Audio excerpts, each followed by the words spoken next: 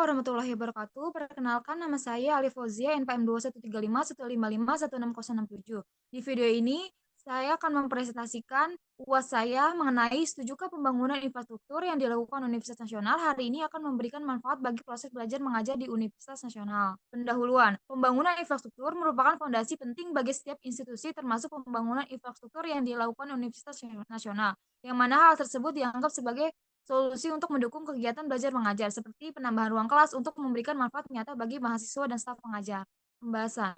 Pembangunan infrastruktur yang dilakukan di kampus Universitas Nasional di Jalan Salam Manila sebagai pusat perkuliahan S1 dapat memberikan kemajuan dan dampak yang positif untuk Universitas Nasional. Pertama, untuk menambah ruang kelas yang mana memberikan manfaat bagi proses belajar mengajar. Yang kedua, untuk kemajuan kampus Universitas Nasional. Dan yang terakhir, infrastruktur yang baik dapat meningkatkan reputasi universitas.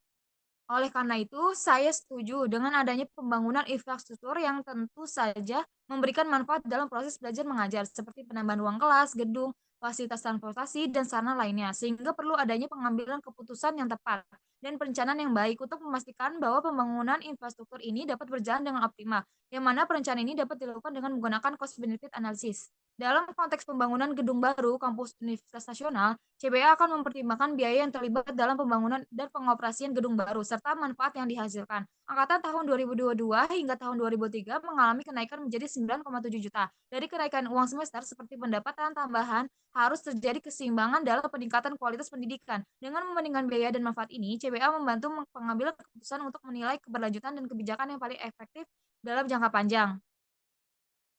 Penutup, pembangunan infrastruktur yang dilakukan oleh Universitas Nasional hari ini merupakan langkah yang sangat penting dan strategis untuk meningkatkan kualitas proses belajar mengajar. Oleh karena itu, saya setuju dengan adanya pembangunan infrastruktur yang dilakukan Universitas Nasional, seperti penambahan ruang kelas, gedung, fasilitas dan transportasi, dan sarana lainnya, yang mana dapat memberikan manfaat bagi proses belajar mengajar dan berdampak positif bagi pertumbuhan dan kemajuan universitas secara keseluruhan. Dan juga kenaikan uang semester dapat disesuaikan dengan manfaat yang dihasilkan dari pembangunan gedung kampus baru. Maka CBA menunjukkan dampak yang positif dan jangka panjang terhadap keberlanjutan kampus.